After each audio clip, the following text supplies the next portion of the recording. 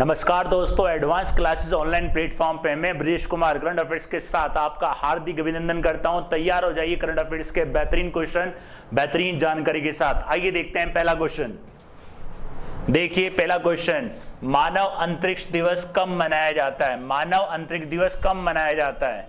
ये मनाया जाता है दोस्तों 12 अप्रैल को, और इसको 2011 में संयुक्त राष्ट्र संघ द्वारा शुरू किया गया था। 12 अप्रैल को संयुक्त राष्ट्र संघ द्वारा शुरू किया गया था, याद रखिएगा दोस्तों। और 12 अप्रैल 1961 को 12 अप्रैल 1961 को पहले सोवियत नागरिक जो थे वो थे आपके यूरी गागरिन, याद रखिएगा, यूरी गागरिन, जिन्होंने अंतरिक्ष यात्रा करी थी। याद रखिएगा, पहले अंतरिक्ष यात्री सोवियत नागरिक, याद रखिएगा, सोवियत नागरिक थे जिनका नाम था यूरी गागरिन, 12 अप्रैल 1961 को। और अगर पहले भारतीय पूछें दोस्तों, तो पहले भारतीय अंतरिक्ष यात्री कौन थे? इनका नाम था राकेश शर्मा, याद रखिएगा दोस्तों, इनका नाम था राकेश शर्मा। और ये इनकी जो ईयर है वो है 1984। तो ये कब मनाया जाता है दोस्तों? 12 अप्रैल को ये मनाया जाता है दोस्तों। 12 अप्रैल को 2011 से संयुक्त राष्ट्र संघ द्वारा इसको शुरू किया गया था, राइट। और 11 अप्रैल को क्या आता है दोस्तों? 11 अप्रैल को ही मैंने आपको बताया था क्या आता है। 11 अप्रैल को सुरक्षित मातृत्व दिवस कब आता है दोस्तों? 11 अप्रैल को। और आपको याद हो टीकाकरण महोत्सव भी शुरू हुआ था 11 अप्रैल को। 11 अप्रैल से कब तक था? 14 अप्रैल तक, याद रखिएगा, राइट। तो ये बता देता हूं आपको, एक पिक भी बता देता हूं जिससे थोड़ा सा आपको आइडिया भी हो जाएगा। तो क्या है ये 12 अप्रैल, इसको कहा जाता है अंतरराष्ट्रीय day of human space flight, याद रखिएगा, अंतरराष्ट्रीय day of human space flight, right. तो ये कब आता है दोस्तों? 12 अप्रैल को। अगला क्वेश्चन देखिए दोस्तों, हाल ही में एक्सा लाइफ इंश्योरेंस द्वारा किस बैंक के साथ बैंक इंश्योरेंस के लिए करार किया गया है? ऑप्शन है आपके पास फिनकेयर, एयू फाइनेंस, जना बैंक या फिर नोटा, इसमें से कोई नहीं। तो ध्यान रखना, ये जो है आपकी दोस्तों, ये है फिनकेयर, ये है फिनकेयर स्मॉल फाइनेंस बैंक।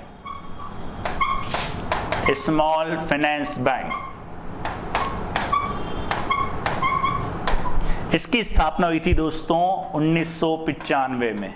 इसका मुख्यालय दोस्तों अहमदाबाद में, याद रखिएगा, कौन सी है? फिनकेयर। स्मॉल फाइनेंस बैंक क्या होती है? ये वाणिज्य जो बैंक होती है, कॉमर्शियल जो बैंक होती है, कॉमर्शियल बैंक का एक छोटा संस्करण होता है। छोटा मतलब स्मॉल एडिशन, छोटा संस्करण होता है, याद रखिएगा, वाणिज्य बैंक का छोटा संस्करण होता है। ये जमाएं भी स्वीकार कर सकता है और लोन भी दे सकता है, मतलब डिपॉजिट ले भी सकता है और लोन भी दे सकता है। ये कॉमर्शियल बैंक भी बन सकता है, राइट। तो ध्यान रखना, स्मॉल फाइनेंस बैंक कौन सा है? Fincare small bank.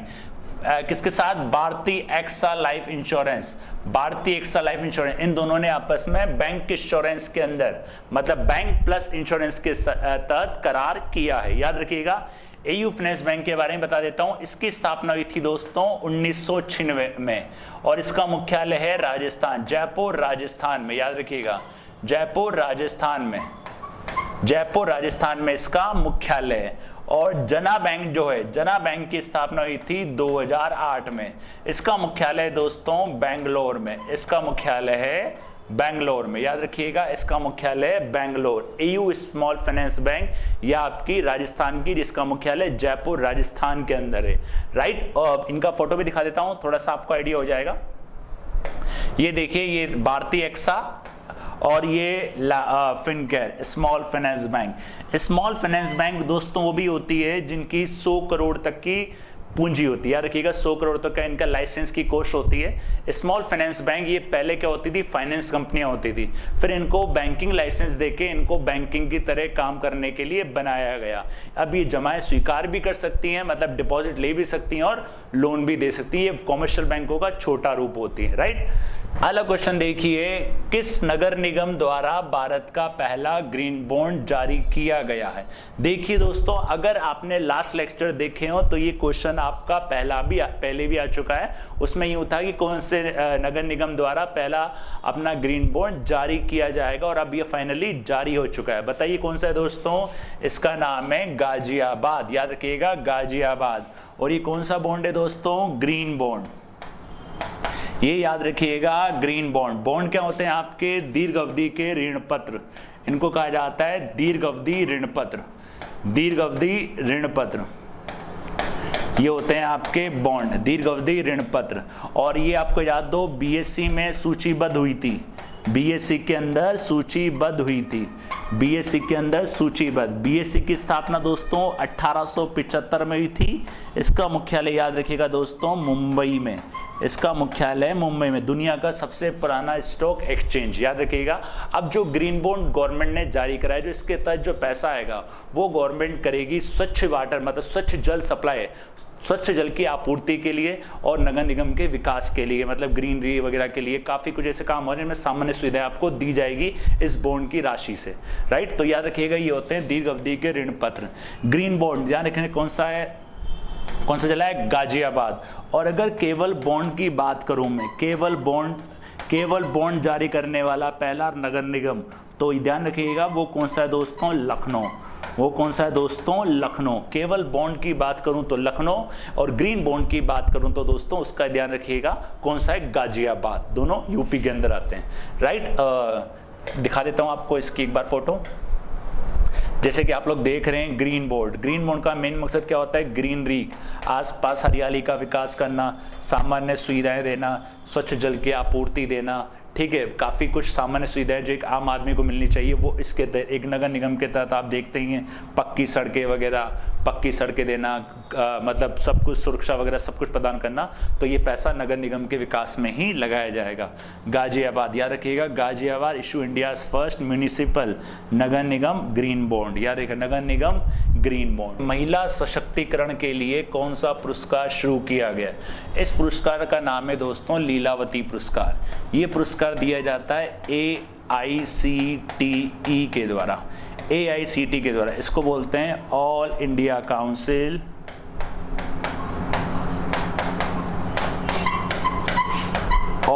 Council technical education,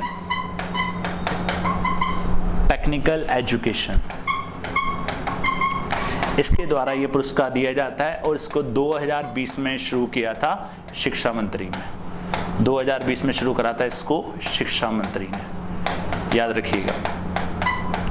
और AICTE की स्थापना हुई थी दोस्तों 1945 में। इसका मुख्यालय दोस्तों नई दिल्ली में, इसका मुख्यालय नई दिल्ली में, याद रखिएगा इसका मुख्यालय नई दिल्ली में। इसके जो अध्यक्ष हैं वो हैं प्रोफेसर अनिल दत्तात्रेय, इनका नाम है professor Anil Dattatreya.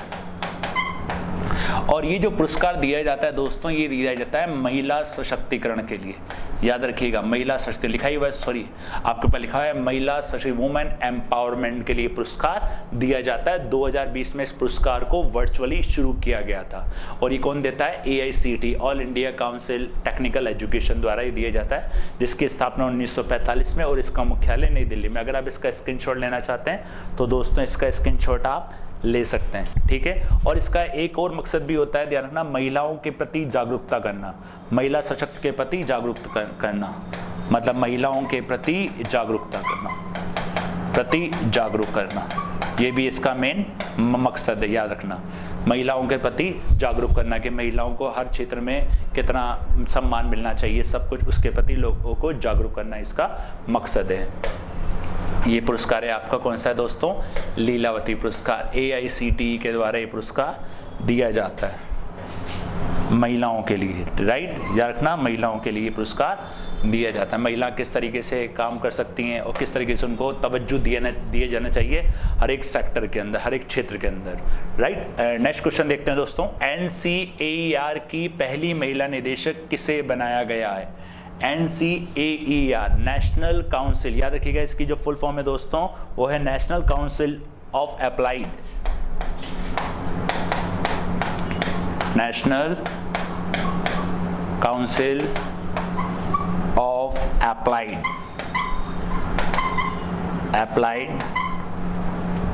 Applied economic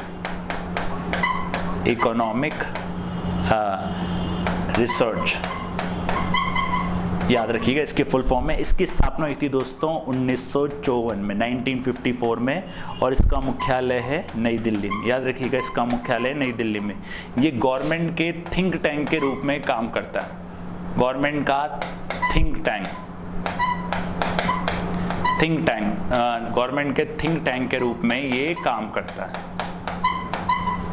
think tank के रूप में काम करता है। याद रखिएगा दोस्तों, थिंक टैंक मतलब गवर्नमेंट को सलाह देता है अर्थव्यवस्था को किस तरीके से बढ़ाया जाए, अर्थव्यवस्था के लिए किस तरीके से मतलब अनुसंधान में काम करता है ये।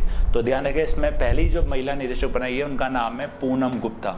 याद रखिएगा इनका नाम है पूनम गुप्ता, राइट दोस्तों, याद रखिएगा पूनम गुप्ता। इसकी जो स्थापना हुई थी दोस्तों, इसकी स्थापना हुई थी 1954 में, सॉरी इसकी स्थापना हुई थी 1956 में। दोस्तों याद रखिएगा इसकी स्थापना हुई थी 1956 में, राइट, इसकी स्थापना हुई थी 1956 में, राइट। पूनम गुप्ता, याद रखिएगा पूनम गुप्ता। बता देता हूं इनके बारे में भी। देखिए कौन सा है, जो आपका है NCAER, ठीक है, सिंस 1956 से ये काम कर रहा है। याद रखिएगा 1956 से। हेडक्वार्टर इसका दोस्तों न्यू दिल्ली में, हेडक्वार्टर इसका न्यू दिल्ली में। और जो पूनम गुप्ता है इसकी फर्स्ट वुमेन डायरेक्टर है इसके अंदर, फर्स्ट वुमेन डायरेक्टर है NCAER के अंदर, फर्स्ट वुमेन डायरेक्टर है NCAER। इसकी फुल फॉर्म भी याद रखिएगा, national council of applied economy and research, national council of applied economy and research. ये गवर्नमेंट के थिंक टैंक के रूप में काम करता है। थिंक टैंक मतलब आप बोल सकते हो गवर्नमेंट के लिए रणनीतियाँ बनाता है। याद रखिए गवर्नमेंट के लिए रणनीति, अर्थव्यवस्था के लिए किस प्रकार काम करना है वो रणनीति ये बनाता है। तो ये फर्स्ट वुमेन डायरेक्टर जनरल है, ठीक है, ध्यान रखिएगा पूनम गुप्ता, राइट। अगला क्वेश्चन देखते हैं दोस्तों। अगला क्वेश्चन देखिए, भारत में किस वैक्सीन को इमरजेंसी में उपयोग के लिए मंजूरी दी गई? इसका नाम है स्पुतनिक 5। याद रखिएगा दोस्तों स्पुतनिक 5। और किसकी है दोस्तों? काफी बार आ चुका है, रशिया की। और रशिया ने अभी आपको याद दो जानवरों के लिए भी कोरोना वैक्सीन बनाई है जिसका नाम है कॉर्निवॉक। कॉर्निवॉक याद रखिएगा, जानवरों के लिए। कौन सी है? स्पुतनिक। और इसमें इसके साथ ये स्पुतनिक भारत में कौन सी कंपनी इसको करेगी? वो करेगी डॉक्टर रेड्डी। ये कंपनी का नाम है डॉक्टर रेड्डी। डॉक्टर रेड्डी को मंजूरी मिली है इसके लिए, याद रखिएगा doctor Reddy, right, doctor Reddy company Sputnik. तो इसको इसकी मंजूरी मिल गई इमरजेंसी के लिए। और आपको याद हो पहले से ही 2 वैक्सीन चल रही है, कोविशील्ड और कोवैक्सीन, राइट दोस्तों, कोवैक्सीन और कोविशील्ड। अब एक हो जाएगी आपकी स्पुतनिक। इसकी जो प्रभावित क्षमता है वो है लगभग 91% के आसपास, लगभग 91% के आसपास की प्रभावित क्षमता है। स्पुतनिक 5 किसकी है? रशिया की, राइट। अगला क्वेश्चन देखते हैं दोस्तों। अगला क्वेश्चन देखिए, जलियांवाला बाग नरसंहार दिवस कब मनाया जाता है? ये मनाया जाता है दोस्तों 13 अप्रैल को। वो 13 अप्रैल 1919, याद रखिएगा 13 अप्रैल 1919। और 102वां इस बार मनाया जाएगा, 102 नंबर का ये जनसंहार दिवस मनाया जाएगा। अब जलियांवाला बाग आपको याद है दोस्तों, ये कहाँ पड़ता है? जलियांवाला बाग अमृतसर में, याद रखिएगा जलियांवाला बाग पड़ता है दोस्तों अमृतसर के अंदर। जलियांवाला बाग पड़ता है अमृतसर में। जनरल डायर ने जो निहत्थे लोगों थे उन पे गोलियां चलवाई थी, लगभग 389 के आसपास लोग मारे गए थे और लगभग 1016 के आसपास लोग घायल हो गए थे, निहत्थे लोग थे जनरल डायर ने, याद रखिएगा 13 अप्रैल। और 11 से 14 अप्रैल मैंने आपको बताया था दोस्तों, ये चल रहा है आपका टीकाकरण महोत्सव, टीकाकरण महोत्सव, याद रखिएगा। तो ये 13 अप्रैल को, याद रखिएगा 13 अप्रैल। और 14 अप्रैल को आपको याद को अंबेडकर जयंती भी आती है, याद रखिएगा अंबेडकर जयंती भी आती है 14 अप्रैल को, राइट। ये देखिए आप जलियांवाला बाग कहाँ पड़ता है दोस्तों? ये पड़ता है अमृतसर के अंदर, राइट, ये पड़ता है आपका अमृतसर के अंदर। अगला क्वेश्चन देखिए, किसे नया मुख्य चुनाव आयुक्त बनाया गया है? देखिए दोस्तों, जो चुनाव आयुक्त होते हैं, एक होता है मुख्य चुनाव आयुक्त, एक होता है मुख्य चुनाव आयुक्त, याद रखिएगा मुख्य चुनाव आयुक्त। और एक होता है, और 2 होते हैं आपके चुनाव आयुक्त, याद रखिएगा चुनाव आयुक्त। मुख्य चुनाव आयुक्त कौन थे आपके? वो थे सुनील अरोड़ा, याद रखिएगा कौन थे? Sunil Arora,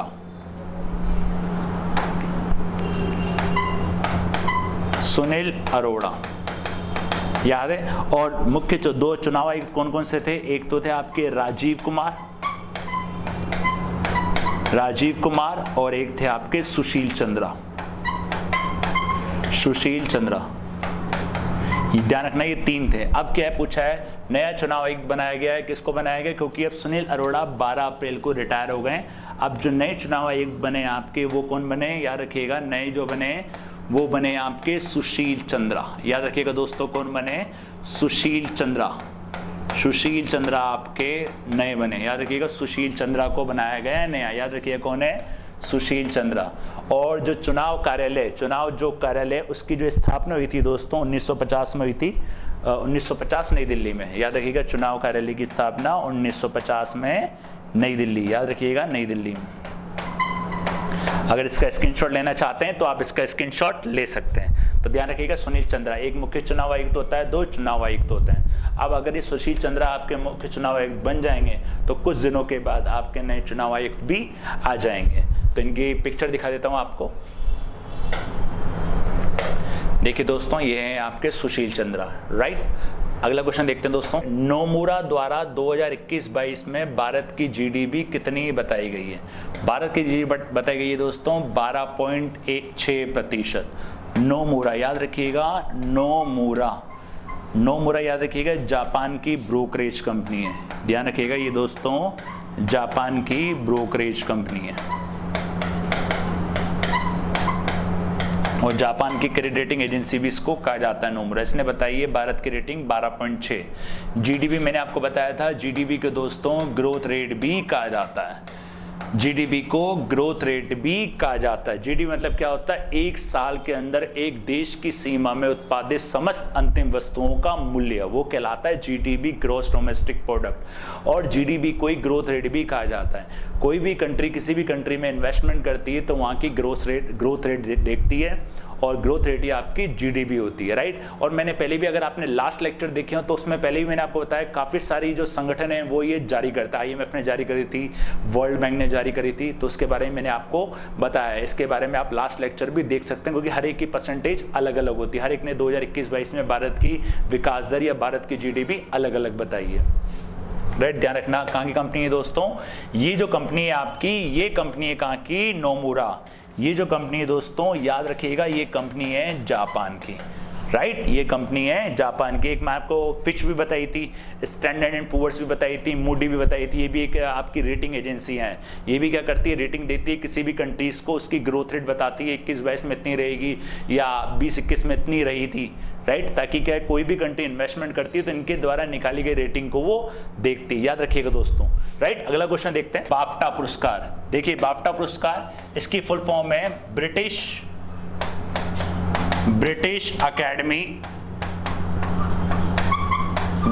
academy film and television art. याद रखिएगा, बाफ्टा पुरस्कार 74 नंबर के ये बाफ्टा पुरस्कार है, याद रखिएगा। और ये दिए जाते हैं आपके लंदन में, यूके के अंदर। 2021 में सर्वश्रेष्ठ फिल्म पुरस्कार दिया गया है नोमैडलैंड को। याद रखिएगा, नोमैडलैंड को दिया गया। याद रखिएगा दोस्तों, नोमैडलैंड को 2021 में सर्वश्रेष्ठ फिल्म पुरस्कार से सम्मानित किया गया। सर्वश्रेष्ठ अभिनेता की बात करें तो इनका नाम है एंथनी हॉपकिंस। अभिनेता की बात करें तो याद रखिएगा, अभिनेता एंथनी हॉपकिंस, ये हैं सर्वश्रेष्ठ अभिनेता हॉपकिंस। याद रखिएगा, एंथनी हॉपकिंस, सर्वश्रेष्ठ अभिनेता का पुरस्कार इनको दिया गया है।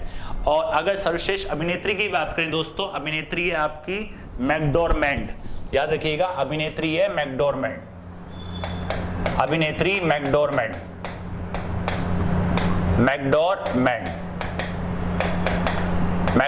याद रखिएगा, तो अभिनेता एंथनी हॉपकिंस और अभिनेत्री है मैकडॉर्मेंड को मूवी नोमैडलैंड के लिए, और एंथनी हॉपकिंस को मिला है, इनकी मूवी थी द फादर ऑफ एंथनी।